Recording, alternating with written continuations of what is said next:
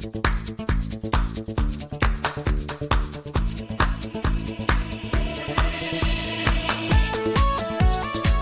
Hello friends, நான் உங்க SKA பேசுறேன். சிரியாவின் ஆசாத் குழி தோண்டி புதைத்த பல லட்சக்கணக்கான சடலங்கள் இன்று தோண்டி எடுக்க ஆரம்பிச்சிருக்காங்க. அவரது வீட்டுக்கு அடியிலும் சிரியாவின் பல ஆயிரக்கணக்கான மக்களின் வீடுகளின் அடியிலும் சிரியாவில் இருக்கும் ஒரு சில மிலிட்டரி தளங்களிலும் புதைக்கப்பட்டிருப்பதாக கண்டுபிடித்திருக்கும் பல லட்சக்கணக்கான சடலங்கள், உடல்கள். எல்லா வயதிலும் எல்லா மதத்தினரும் தன்னை யார் யாரெல்லாம் எதிர்த்தார்களோ தன்னை எதிர்த்த நபரை கைது செய்து சிறையில் வைத்து மறைத்துவிட்டு அவர்களை இருட்டு அறைகளில் மூடிவிட்டு அவர்களுடைய மொத்த குடும்பங்களையே யாராக இருந்தாலும் அவர்களை படுகொலை செய்து அந்த மக்களை சிரியா முழுவதுமாக வேறு வேறு இடங்களில் பல கல்லறைகள் போன்ற திடல்களை உருவாக்கி தன்னுடைய க்ளோஸ் வட்டாரத்தில் இருக்கும் doctors, secret police, jailers, interrogators, truck drivers, bulldozer drivers என தனக்கு தேவையான ஒரு கூட்டத்தையே ரகசியமாக வைத்திருந்து இந்த கூட்டத்தை பயன்படுத்தி சிரியா முழுவதுமாக பல லட்சக்கணக்கான கொலைகளை செய்து யாருக்குமே தெரியாமல், சந்தேகமே இல்லாமல் அவர்களை புதைத்து கொலை செய்துள்ளார் ரஷ்யாவுக்கு தப்பி சென்றுள்ள இந்த ஆசாத். இவர் எப்படி இதை செய்தார்? இந்த ஆசாத்தின் கொடுங்கோல் ஆட்சி எப்படி விழுந்தது? இவர் மற்றும் இவரை சுற்றி இருந்த அரக்கர்கள் என்னென்ன தவறு செய்தார்கள்? இந்த ஆசாத்தின் கொடுங்கோல் ஆட்சி சரிந்தது போலவே கமீனியின் ஆட்சி, ஈரானில் இருக்கக்கூடிய கமீனியின் கொடுங்கோல் ஆட்சி ரெஜிம் சரியுமா? இதற்கான பதிலை இந்த வீடியோவில் மிகவும் தெளிவாக பார்க்கலாம். இதை விட முக்கியமான வீடியோ என்ன இருக்க முடியும் சொல்லுங்க? அது மட்டுமல்ல, இன்னைக்கு வீடியோவில் ஒரு சில முக்கியமான இஸ்ரேல் செய்திகள், ஸ்ரீலங்கா இந்தியா செய்திகள், ரஷ்யாவில் கொல்லப்பட்ட ஜெனரல் செய்தி, நமது இந்திய நாட்டின் HAL நிறுவனம் தயாரிக்க வேண்டிய ஏர்கிராப்ட்ஸ் பற்றிய செய்தி, பாகிஸ்தானுக்கு செல்லக்கூடிய 84 இந்தியர்கள், இந்தியா ரஷ்யா கூட்டத்தில் கலந்து கொண்ட 700 உலக பணக்காரர்கள், இந்தியா திடீரென மாற்றிய வடகொரியா மீதான இந்தியாவின் ஃபாரின் பாலிசி என பல மிக முக்கியமான ரொம்ப சுவாரஸ்யமான இம்பார்ட்டன்ட் செய்திகளை நாம் இந்த வீடியோவில் உங்களுக்காக கம்பைல் பண்ணியிருக்கோம். இந்த செய்திகள் எல்லாமே இன்னைக்கு மதியம் வந்த செய்திகள். ரொம்பவும் இன்ட்ரெஸ்டிங் ஃபேக்டர்ஸ் இந்த செய்திகளில் இருக்கு. அதனால நம்ம ரொம்ப முக்கியமாக தேடி எடுத்து இந்த செய்திகளை எடுத்திருக்கோம். கடைசி வரைக்கும் பாருங்க. ஓகே, சிரியாவின் ஆசாத் செய்த கொடூரங்களின் பட்டியலை முடிக்க முடியாத அளவுக்கு அது பெரியதாக போய்கிட்டே இருக்கு. இவர் செய்தது மனிதர்களுக்கு எதிரான மன்னிக்க முடியாத பாவங்கள். சிரியாவில் பல ஆண்டுகளாக சிவில் வார், உள்நாட்டு போர் நடந்துகிட்டே இருந்தது. ஆனால் சென்ற வாரம் ஆசாத் தப்பித்த பிறகு உலகத்தின் மிகப்பெரிய மாஸ் கிரேவ், உலகத்தின் மிகப்பெரிய இல்லீகல் கல்லறை நேற்று சிரியாவில் கண்டுபிடிக்கப்பட்டுள்ளது. 2012ஆம் ஆண்டு முதல் 2023ஆம் ஆண்டு வரைக்குமான சேட்டலைட் படங்கள், இதுவரை அமெரிக்காவிடம் இருந்த சேட்டலைட் படங்கள் தற்போது லீக் ஆகி பல வல்லுநர்களால் ஆராயப்பட்டு அதற்கான ரிப்போர்ட்ஸ் இன்று வெளியாகியுள்ளது. பல ரெஃப்ரிஜரேட்டர் ட்ரக்ஸ் ஒவ்வொரு நாளும் வந்து பல ஆயிரக்கணக்கான டெட் பாடிஸை மொத்தமாக கொட்டிவிட்டு செல்வதையும், அதன் பிறகு பல புல்டோசர்ஸ் வந்து அந்த சடலங்களை மொத்தமாக பெரிய பெரிய குழிகள் தோண்டி புதைப்பது இந்த சேட்டலைட் படங்களில் எடுக்கப்பட்டு நேற்று அந்த கல்லறை திடல்கள் தோண்டப்பட்டு தற்போது as we speak அந்த பாடி ஐடென்டிஃபிகேஷன் தொடங்கியுள்ளது. இந்த விவரங்கள் எல்லாமே ஆவணம் செய்யப்பட்டு ஆதாரங்கள் பதிவு செய்யப்படுகிறது. இது 1 அல்லது 2 மாஸ் கிரேவுகளோடு முடியவில்லை, 1-2 கல்லறை திடல்களோடு முடிந்துவிடவில்லை. இது ஒரு தேசிய அளவிலான டெத் மெஷினரியாகவே மாறியிருக்கு. இந்த ஆசாத் மேல ஏற்கனவே இன்டர்நேஷனல் கோர்ட்டில் அரெஸ்ட் வாரண்ட் இருக்கு.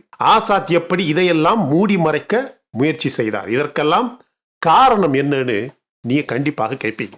அவரது ஆட்சி முழுக்க அவரது ஒரே ஒரு குடும்பத்தின் நலனுக்காக மட்டுமே இருந்தது. மக்கள் எவ்வளவு கஷ்டப்பட்டாலும், எப்படி கஷ்டப்பட்டாலும் அந்த குடும்பத்திற்கு மட்டும் ஒரு சிக்கலும் வரக்கூடாது, வராது. சிரியா எப்படி அழிந்து மடிந்த நேரத்தில் கூட அவர்களுடைய வசதிகளை, இந்த குடும்பத்தின் வசதிகளை ஒரு வினாடி கூட இவர்கள் குறைக்கல.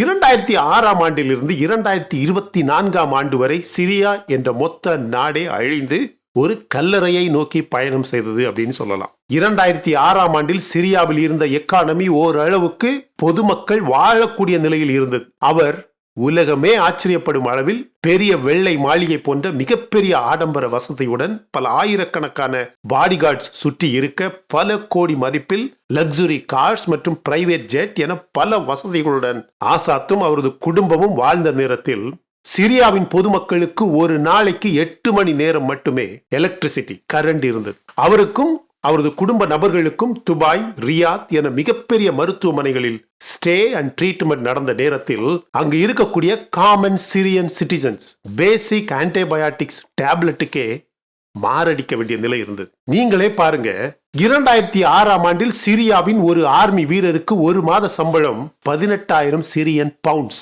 அந்த நேரத்தில் அது ஆல்மோஸ்ட் 360 அமெரிக்கன் டாலருக்கு சமம். அது கண்டிப்பாக அந்த நேரத்தில் ஒரு நல்ல சேலரி. ஆனால் இந்த வருடம் அதே மாதிரியான ராணுவ வீரர்களுக்கு 3 லட்சம் சிரியன் பவுண்ட். ஆனால் அதனுடைய அமெரிக்க டாலர் வேல்யூ தெரியுமா உங்களுக்கு? வெறும் $23. ஒரு மாதத்திற்கு ஒரு சிறிய ராணுவ வீரருக்கான சம்பளம் அமெரிக்க பண மதிப்பில் வெறும் $23. 2006ஆம் ஆண்டில் 1 லிட்டர் பெட்ரோலுக்கு 16 சிரியன் பவுண்ட். ஆனால் 2023ஆம் ஆண்டில் அதே பெட்ரோலுக்கு 13,000 சிரியன் பவுண்ட். 2006இல் 69 பவுண்ட் கொடுத்த அரிசியின் விலை 2023இல் 46,000 சிரியன் பவுண்ட். லிஸ்ட் அப்படியே போகுது. அப்ப 200 பவுண்ட், அந்த நேரத்தில் 200 பவுண்ட் விலை இருந்தது. இப்ப 2 லட்சம் Syrian pound. 1500 Syrian pound rate இருந்தது. இப்ப 2 மில்லியன் பவுண்ட். சிரியாவுக்குள்ளேயே ஒரு சில அமைப்புகளால், ஒரு சில நிறுவனங்களால், ஒரு சில கடைகளால், ஒரு சில எஸ்டாப்ளிஷ்மெண்ட் என யாருமே சிரியாவுக்குள்ளேயே சிரியன் பவுண்ட் அக்செப்ட் பண்ணல. எமிரேட்ஸின் திர்கம் தான் சிரியாவுக்கு உள்ளேயே மிக முக்கியமான டிரான்சாக்ஷன்ஸ் பண்றதுக்கு அக்செப்ட் பண்ணுறாங்க. சாதாரண மக்களுக்கு சரியான உணவுப் பொருட்கள் கிடையாது. ஆனா ஆசாத்தின் குடும்பம் மட்டும் அப்படி எந்த கஷ்டமும் இல்லாமல் ஜாலியாக imported food, imported dresses, imported water bottles எல்லாமே விமானம் வழியாக ஆசாத் குடும்பத்துக்கு தொடர்ந்து டெய்லி கொண்டு வரப்பட்டது. சிரியா என்ற ஒரு நாடு ஒரு தனி மனிதனின் ஆடம்பரம் மற்றும் மத வெறி பிடித்த ஒரு சில பயங்கரவாத கூட்டம். இதையெல்லாம் ஆதரித்த ஈரான் போன்ற ஒரு சில நாடுகளால் இவர்கள் யாருமே அந்த பொதுமக்களுக்காக ஒரு பிளான் உருவாக்காமலேயே, கரப்ஷனை குறைக்காமலேயே சிரியா என்ற ஒரு நாடு அழிந்து போய்விட்டது. இன்று சிரியாவின் இந்த மாஸ் கிரேவ், இந்த மிகப்பெரிய கல்லறை திடல்களில் இருந்து தோண்டி எடுக்கப்படும் லட்சக்கணக்கான சடலங்கள் அப்படியே அந்த நாட்டு மக்களின் துயரத்தை கண்ணுக்கு தெரியும் அளவுக்கு படம் போட்டு காட்டுகிறது. நம்ம எல்லாருக்கும் இதை கேட்கும் போது நெஞ்சு குமுறும். சிறுவர்கள், முதியவர்கள், இளைஞர்கள் என எந்த பாகுபாடுமே இல்லாமல் பொதுமக்கள் என்று யாருக்குமே ஈவு இரக்கம் காட்டாமல் அவர்கள் கொல்லப்பட்டுள்ளார்கள். எந்த மாதிரி அரசாங்கம் இப்படி ஒரு செயலை செய்யும்? நீங்க சொல்லுங்க. இது ஆசாத் மற்றும் அவருடைய அரசாங்கத்தை ஆதரித்த ஈரான், துபாய், சவுதி போன்ற நாடுகள் செய்த மிகப்பெரிய தவறு. இன்று தோண்டி எடுக்கப்படும் ஒவ்வொரு பிணத்திற்கும் இவர்கள் எல்லாருமே பதில் சொல்ல வேண்டும். அவரது இனப்படுகொலையில் ஈடுபட்ட secret police, bulldozer operators, interrogators, jailers, doctors, நம்ம சொன்ன இது மாதிரியான நாடுகளின் தலைவர்கள் எல்லாருமே ஒரு ஆர்கனைஸ்டு சிஸ்டம் ஆஃப் கில்லிங் ஆகவே இவர்கள் செயல்பட்டார்கள் என்ற உண்மை தற்போது அன்கவர் செய்யப்பட்டுள்ளது. இதே இந்த ஆசாத்துக்கு சைனா கடன் கொடுத்தது. ரஷ்ய அதிபர் புட்டின் கடன் கொடுத்தார். சவுதி, துபாய், கத்தார் என எல்லாருமே கடன் கொடுத்தார்கள். சென்ற மாதம் கூட சவுதியில் நடந்த இஸ்ரேலுக்கு எதிரான இஸ்லாமிய நாடுகளின் கூட்டத்தில் கூட இவரை அழைத்து நடு நாற்காலியில் மேசை போட்டு வைத்தார்கள். இந்த மாதம் முதல் வாரத்தில் இவர் ரஷ்யாவுக்கு தப்பி செல்வதற்கு முந்தின நாள் கூட ஈரானின் ஃபாரின் மினிஸ்டர் சிரியா சென்று இந்த ஆசாத்தை சந்தித்து பேசி கைகுலுக்கினார். ஆனால் உங்க எல்லாருக்குமே ஒரு கேள்வி வரும், இது சிரியாவில் மட்டும்தான் நடக்குமா என்று. இதே மாதிரியான தவறுகள் இன்று ஈரானில் நடக்கிறது. ஈரானின் ஆட்சியும் இதே நிலைக்குத்தான் தள்ளப்படும். ஈரானின் சுப்ரீம் லீடர் கமீனி பிரெயின் டெட் ஆனதுக்கு சமமான நடவடிக்கைகளை தொடர்ந்து செய்து கொண்டே இருக்கிறார். இன்று சிரியாவில் நடக்கும் இதே நிலை ஈரானுக்கும் கண்டிப்பாக வரும். பாருங்க, நத்தனியாக சொல்றாரு, சிரியாவில் இருக்கக்கூடிய, இஸ்ரேலில் இருக்கக்கூடிய ஹெர்மான் மலையில் இஸ்ரேலின் ஐடிஎஃப் படை தொடர்ந்து இருக்கும். யார் என்ன சொன்னாலும் இதற்கான அடுத்த அரேஞ்ச்மெண்ட், இதற்கான அடுத்த ஏற்பாடு வர்ற வரைக்கும் இஸ்ரேலின் படை ஹெர்மான் மவுண்டின், ஹெர்மான் மலையின் உயரத்தில் கண்டிப்பாக இருக்கும். அதை யார் ஆக்குபேஷன் அப்படின்னு சொன்னாலும், ஆக்கிரமிப்பு அப்படின்னு சொன்னாலும், திடீர்னு இல்லீகலா இஸ்ரேல் வந்து சிரியாவையே ஆக்கிரமித்து விட்டது அப்படின்னு சொன்னாலும் அதற்கான அடுத்த நடவடிக்கை வர்ற வரைக்கும் இஸ்ரேலின் படை ஹெர்மான் மலையின் உச்சியில் கண்டிப்பாக இருக்கும் அப்படின்னு சொல்றாரு. சிரியன் நாட்டில் உள்ள அந்த புதிய ரிபல் லீடர் இருக்காரு பாத்தீங்களா, அவர் சொல்றாரு இனிமேல் சிரியா வந்து எப்போதுமே இஸ்ரேலுக்கு எதிராக ஒரு தாக்குதலையோ எந்த ஒரு தீவிரவாத திட்டத்தையோ கண்டிப்பாக செய்யாது அப்படின்னு சொல்றாரு. என்ன கேட்டீங்கன்னா அதை நம்பலான்னு நீங்க நினைக்கிறீங்க? கண்டிப்பா நம்ப கூடாது. ஏன்னா ஆட்டுத்தோல், ஒரு புதிய ஆட்டுத்தோல் போர்த்திய ஒரு தலைவன். ஹமாஸ் வந்து இன்னைக்கு காசா முழுவதுமாக ஹாஸ்டேஜ் டீல் வந்து நடக்க போகுது அப்படின்னு சொல்றாங்க. போர் நிறுத்த போறாங்க அப்படின்னு சொல்றாங்க. இஸ்ரேல்ல நெத்தன்யாகு வந்து ஓகே, நீ எல்லா ஹாஸ்டேஜஸையும் ரிலீஸ் பண்ணி போரை நிறுத்தலாம் அப்படின்னு நெத்தன்யாகுவே பேசியதாக சொல்லப்படுது. ஆனா இப்ப ஹமாஸ் பயப்படக்கூடியது, இவங்க வந்து ட்ரம்ப் வர வரைக்கும் தான் இப்படி பேசுறாங்க. இஸ்ரேலுடைய ஐடிஎஃப்பும் சரி, இஸ்ரேலுடைய நெத்தன்யாகுவும் சரி, ஃபாரின் மினிஸ்டரும் சரி, டிஃபென்ஸ் மினிஸ்டரும் சரி, எல்லாருமே ட்ரம்ப் ஆட்சிக்கு வர்ற வரைக்கும் இப்படி பேசுறாங்க. ஆனா ட்ரம்ப் ஆட்சிக்கு வந்த உடனேயே இவங்களுடைய அந்த first phase of hostage deal இருக்கு பாத்தீங்களா, அது முடிஞ்சிரும். அதனால ஹாஸ்டேஜஸ் டீலுக்கு ஹமாஸ் என்ன சொல்றாங்கன்னா, நாங்கள் அந்த ஃபர்ஸ்ட் ஃபேஸ் ஆஃப் ஹாஸ்டேஜ் டீலில் கொஞ்சம் பேரை தான் வெளியிடுவோம். இல்லைன்னா மொத்தமாக அதிகமான பேரை வெளியிட்டாங்கன்னா ஃபர்ஸ்ட் ஃபேஸ் முடியும் போது ட்ரம்ப் ஆட்சிக்கு வந்ததும் இஸ்ரேல் இன்னும் போரை தொடங்கும் அப்படின்னு யார் சொல்றா? இதே இந்த ஹமாஸ். அப்போ பயம் இருக்குல்ல.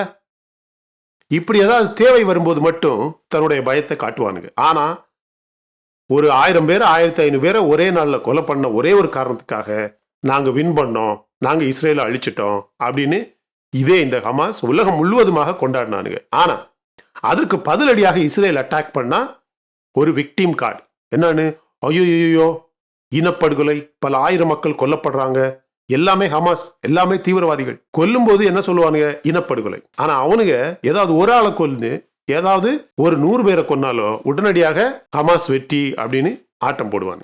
இதெல்லாம் ஒரு பக்கம் நடக்கக்கூடிய நேரத்தில் உங்க எல்லாருக்குமே தெரியும், சிரியாவுடைய ஆசாத் வந்து இப்ப ரஷ்யாவில் இருக்கிறார். இன்னைக்கு இவ்வளவு பெரிய பல லட்சக்கணக்கான சடலங்கள் மை டியர் ஃப்ரெண்ட்ஸ் டெய்லி தோண்டி எடுத்துக்கிட்டே இருக்காங்க. அது தோண்டி எடுக்க எடுக்க எடுக்க என்ன சொல்றாங்கன்னா, ஆசாத் வந்து சிரியா முழுவதுமாக எத்தனை லட்சம் பேரை இப்படி கொலை பண்ணியிருக்காங்கன்னு இன்னும் கண்டுபிடிக்க முடியல. ஏன்னா மொத்த சிரியாவிலேயுமே இது மாதிரியான கல்லறை திடல்கள் my dear friends, mass grave அப்படின்னு சொல்லுவாங்க, கண்டிப்பாக இருக்கும். ஒவ்வொரு பக்கமும் போய் தோண்டி பார்த்தாதான் ஆசாத் வந்து மொத்தமாக அவனுடைய ஆட்சியில் ஆல்மோஸ்ட் 20 வருடம் மை டியர் ஃப்ரெண்ட்ஸ், இந்த 20 வருடத்துல எத்தனை லட்சம் பேரை, ஏன் 20, 30, 40 லட்சம் கூட இருக்கலாம், எத்தனை லட்சம் பேரை வந்து ஆசாத் கொலை பண்ணியிருப்பான் அப்படிங்கிறது இன்னும் கண்டுபிடிக்க முடியல. இதெல்லாம் நடந்துகிட்டு இருக்க நேரத்தில் ரஷ்யாவில் இந்த வாரம் ஒரு இந்தியா ரஷ்யா டயலாக், மிக முக்கியமான ஒரு கூட்டக்குழு நடந்தது மை டியர் ஃப்ரெண்ட்ஸ்.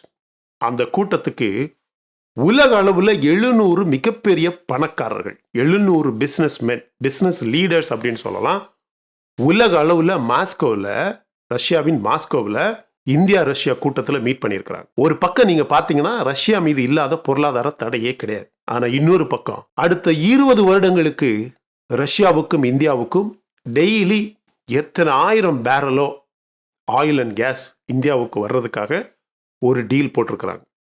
உண்மையிலேயே மிக முக்கியமான ஒரு பொருளாதார தருணத்தில் ரஷ்யா இருக்கு. ரஷ்யாவுடைய கரன்சி வந்து ரொம்பவும் அதிகமான வேகமான அளவில் குறைஞ்சிருச்சு, அதனுடைய மதிப்பு வந்து குறைஞ்சிருச்சு. இப்படிப்பட்ட ஒரு நேரத்தில் ரஷ்யாவில் மிகப்பெரிய ஒரு கொலாப்ஸ் வந்துவிடுமோ அப்படின்னு எல்லாரும் கவலைப்படக்கூடிய நேரத்தில், ஒரு சில பேர் சந்தோஷப்படக்கூடிய நேரத்தில், இந்தியாவுக்கும் ரஷ்யாவுக்கும் இதுவரை வரலாற்றில் இல்லாத அளவுக்கு மிகப்பெரிய பெரிய டீல்ஸ் வந்து ரொம்ப பெரிய வால்யூம்ல நடக்கும் மை டியர் ஃப்ரெண்ட்ஸ்.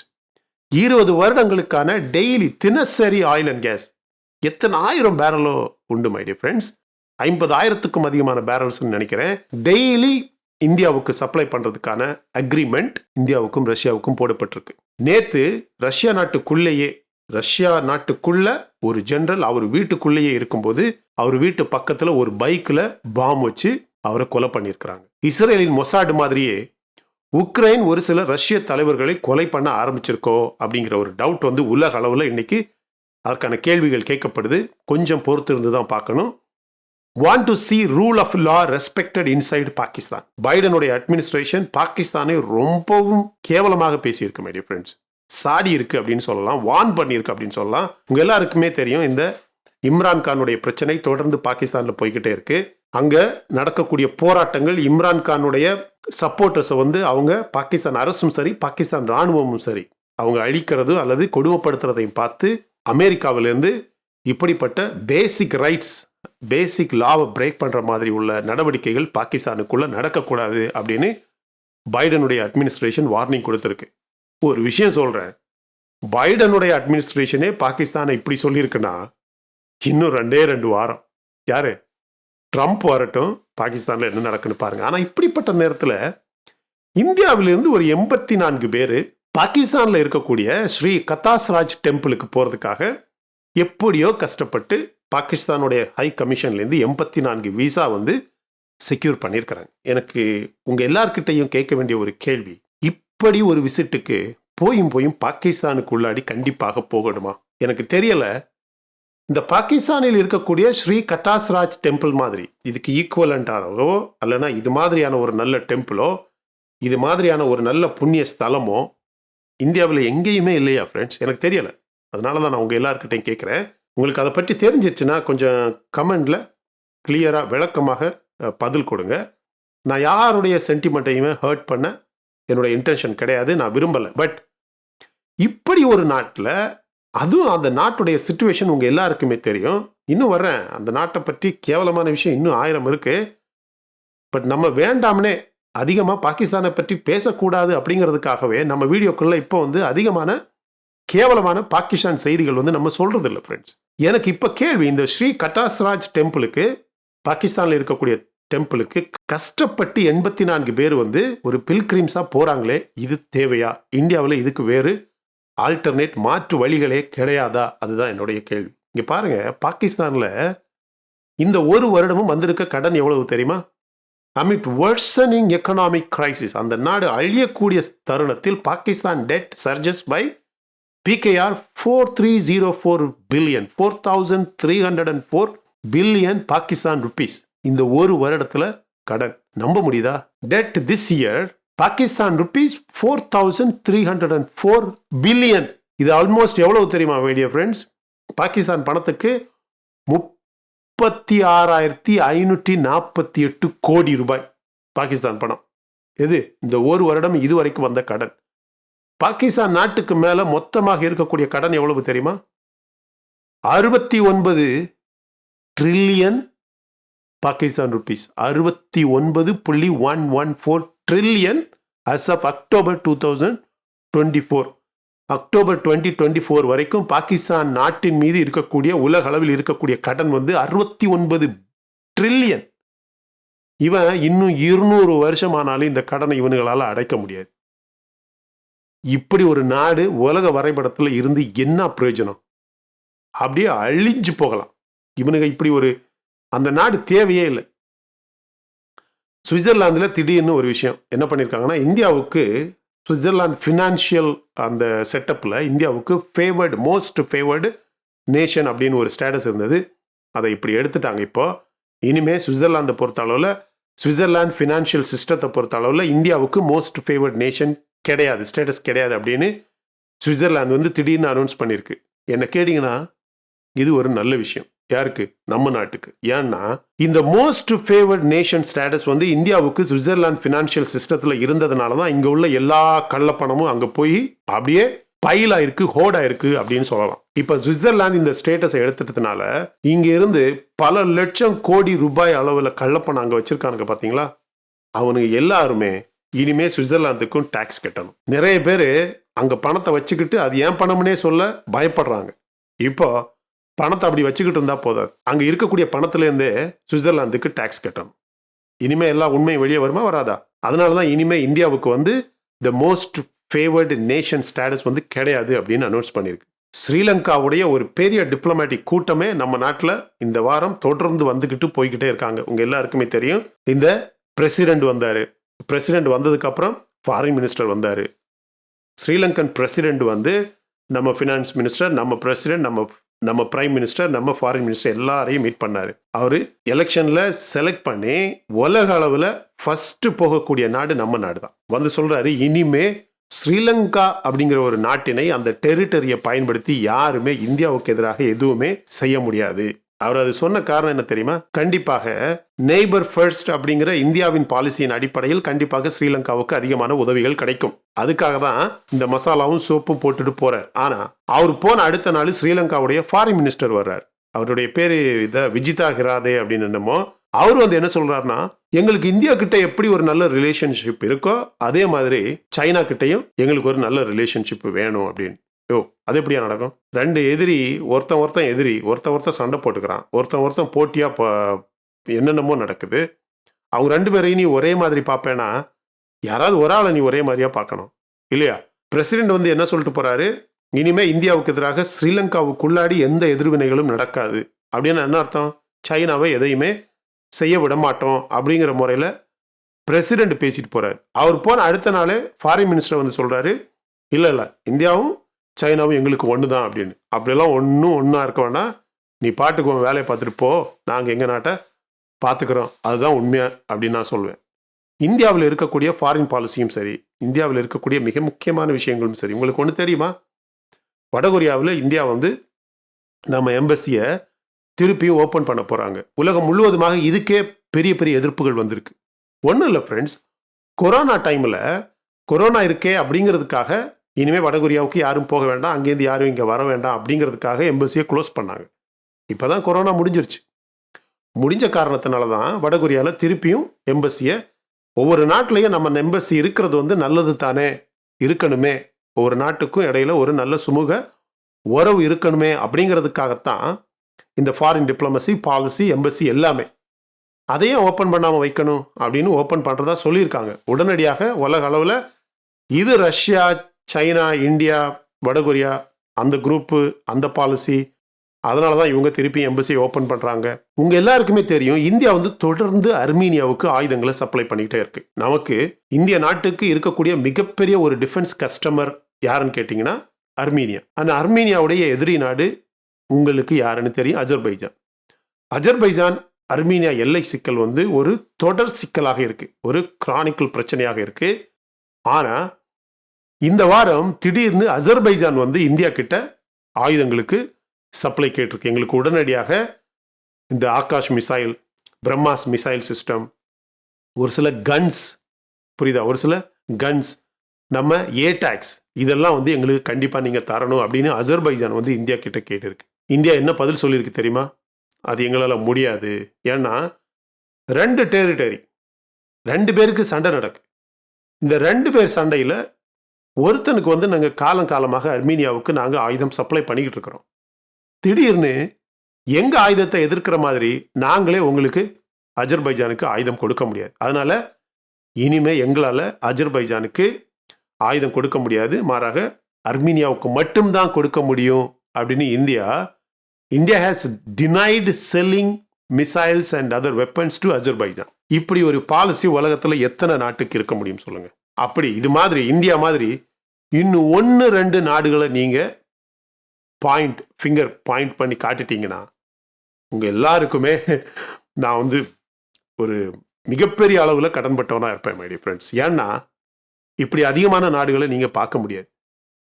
நீங்கள் ரெண்டு பேரும் எதிரி, காலமாக அர்மீனியாவுக்கு நாங்கள் ஆயுதம் கொடுக்குறோம், வெறும் வியாபாரம் என்ற பெயரில் பணம் வரணும் அப்படிங்கிற ஒரே ஒரு காரணத்துக்காக இந்த சைனா, ஏன் அமெரிக்கா, இவர்கள் செய்கிற மாதிரி இந்தியா எப்போதுமே செய்யாது அப்படின்னு அஜர்பைஜானுக்கு ஆயுதங்கள் கொடுக்க முடியாது அப்படின்னு இந்தியா சொல்லியிருக்கு மை டியர் ஃப்ரெண்ட்ஸ். இந்த செய்திகளை எங்கேயாவது பார்த்தீங்களா? இதை பற்றி நீங்கள் என்ன நினைக்கிறீங்க, என்ன யோசிக்கிறீங்க? முக்கியமாக இந்த லட்சக்கணக்கான பல லட்சம் மக்களை வந்து இந்த மாஸ் கிரேவ், இந்த கல்லறை திடல்கள் சிரியா முழுவதுமாக தோண்டி புதைச்சிருக்கிறானே இந்த ஆசாத், அவனை பற்றி நீங்கள் என்ன நினைக்கிறீங்க? ரஷ்யா இவனுக்கு இடம் கொடுத்தது சரியான ஒரு முடிவுதானா? அதை பற்றி கமெண்ட் செக்ஷனில் பதிவு பண்ணுங்க. ரொம்ப முக்கியமான வீடியோ, ஃபார்வர்ட் பண்ணுங்க. இந்த வீடியோவில் அதிகமான முக்கியமான செய்திகள் இருக்கு, ஷேர் பண்ணுங்க மை டியர் ஃப்ரெண்ட்ஸ். இந்த வீடியோ பிடிச்சிருந்தா லைக் பண்ணுங்க. இன்னும் நம்ம சேனலை நீங்கள் சப்ஸ்கிரைப் பண்ணலைன்னா மற்ற வீடியோஸ் பாருங்க, உங்களுக்கு கண்டிப்பாக பிடிக்கும். பிடிச்சிருந்தா சப்ஸ்கிரைப் பண்ணா போதும் my dear friends. Thank you so much my dear friends for watching all my videos and supporting my channel. Until I come back with my next awesome video, it's bye from Suresh. Stay safe, stay positive, stay active and stay fit. And always dream big in your life. நம்மளால எப்பவுமே எதையுமே எங்கேயுமே சாதிக்க முடியும் அப்படின்னு நம்ம first நம்பணும் my dear friends. And as I always say, please take care of your parents at your home. உங்கள் அப்பா அம்மாவை உங்கள் வீட்டிலே வச்சு நல்ல சந்தோஷமாக பத்திரமா பார்த்துக்குங்க my dear friends, because it's very very very very important. Thank you.